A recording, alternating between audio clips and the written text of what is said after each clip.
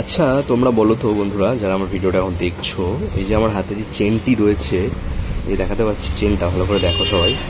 এই যে এই চেনটা কিসের চেন কেউ বলতে পারবে? দেখো ভালো করে একবার।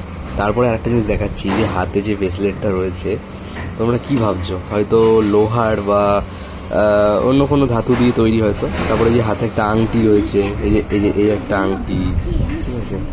তারপরে একটা হাতের যে ব্রেসলেট হয়, ঠিক আছে, এই একটা, ঠিক আছে। এটা কি মনে হচ্ছে আপনাদেরকে? আপনাদের দেখে কি মনে হচ্ছে? আগে আগে প্লিজ কমেন্ট করে জানান, ঠিক আছে, কি মনে হচ্ছে এটা দেখে।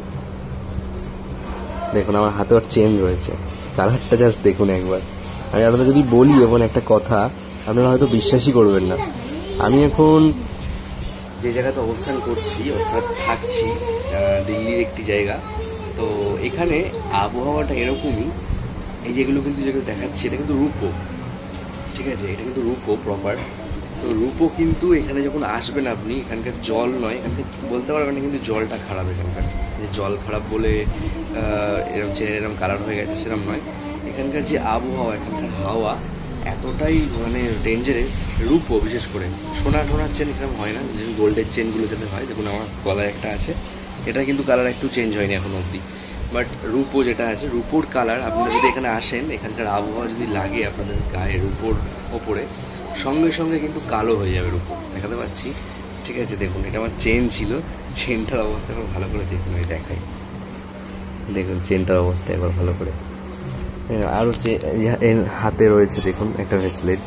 হ্যাঁ, এটা কিন্তু রূপো। রূপো সাধারণত জানি আমরা কালো সাদা হয়, কিন্তু পুরো সাদা। এই হাতে আংটি, একটা মেয়েদের ব্রেসলেট, ঠিক আছে।